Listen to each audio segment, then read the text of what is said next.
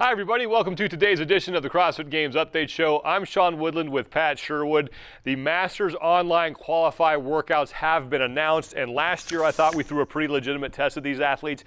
I mean, it only got tougher 1 year later. No, the workouts are rising to the level of the athletes. The athletes are no joke, and these workouts we're going to talk about, they are deadly serious, man. These things are fantastic. Yeah, now remember, you have from tonight until Monday to do all 4 of these workouts and get your scores in. And when it's all said and done, you will have 5 total scores, because remember, your first score is where you finished in the open going into the online qualifier. So if you were 20th, your first score will be 20, and then you'll have the next 4 workouts as your total score after the online qualifier, and we'll decide who will then go to the CrossFit Games. Let's take a look at the 4 tests that comprise the Masters Online Qualifier. Event number 1, 5-minute AMRAP of muscle ups and cleans. Event 2, 1 rep max snatch. Then we go on to event 3. It's like a double fat Jackie that just looks disgusting. We'll dive into that. And then event 4, 21-59 deadlifts, box jumps, and handstand push-ups. Let's start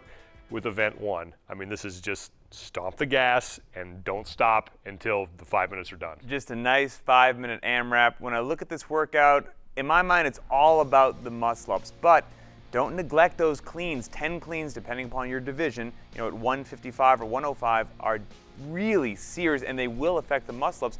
Another thing about this workout, 5 minutes is not a long period of time. I suspect the best athletes are going to have a lot of scores clustered around the same number of reps, so every single rep that you can improve is going to be a big difference on the leaderboard. So we go then into event 2, which is the 1 rep max snatch, and I am not going to be surprised if we see scores that really blow us away on this. I can't wait to see what the Masters can throw up as far as loading goes.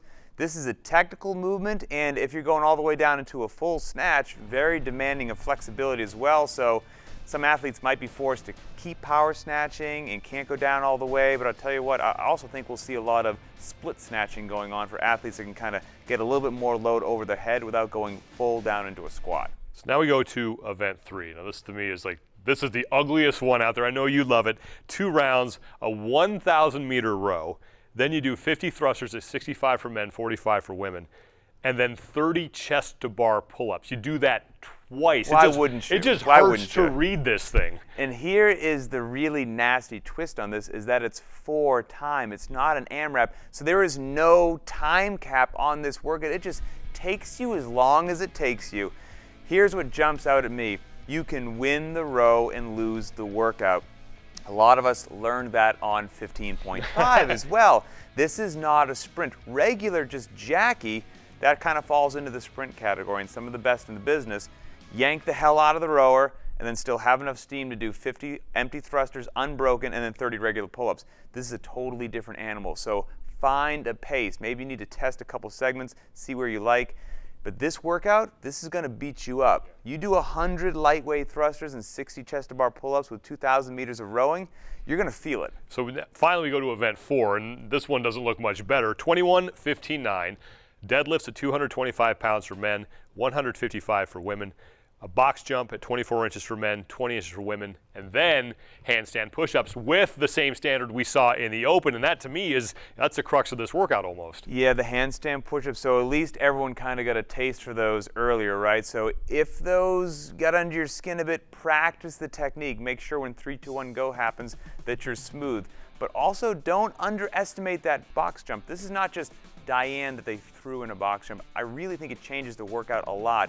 That box jump is going to make whatever load you're deadlifting feel way heavier than it is, and it's going to have this kind of, breathing, hyperventilating effect that now when you kick upside down is going to make those handstand push-ups even more taxing. So I think event number 4 is the easiest one to kind of not give the respect that it deserves. Athletes have from tonight until Monday to get all these in. If you were coaching somebody, how would you have them approach the next 4 days? This would kind of be my guidance on that. So tonight, get into the gym, work on some snatch technique, depending upon your level of comfort with that lift, because that is a huge technique-driven movement.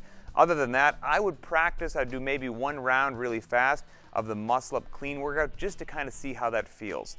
come in tomorrow, come in on Friday, and then I would hit the 1 rep max snatch, warm up, get a good lift in, rest however long you need to, and then I would either do the 5-minute AMRAP or I would do the Diane with the box jumps, the 21-15-9.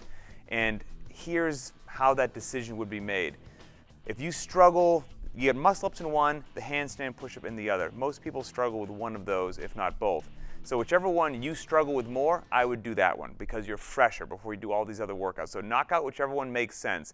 Come back in on Saturday, hit the 1 rep max snatch again if you're not happy with how that lift went the first time, and then hit whichever workout you didn't. So if you hit the muscle up, now do the handstand push-up one, or vice versa. Come back in on Sunday, and the last workout that I would do would be the 2 rounds for time of the rowing, thrusters, and chest-to-bar pull-ups, because once you do that one and you do it for real, you really yank on that rower. You're doing the thrusters as fast as you can. You're tying together sets of chest-to-bar pull-ups. You're going to be head to toe sore, so you want that to be dead last. Yeah, and remember to go to games.crossfit.com for all the standards and all the movements and possible modifications for your specific age group. You have until Monday night to get all your scores in. 5 total scores. We'll be back next week to break it all down and see how things turned out. For Pat Sherwood, I'm Sean Woodland. Good luck to all the Masters who are competing out there, and we will see you guys next week.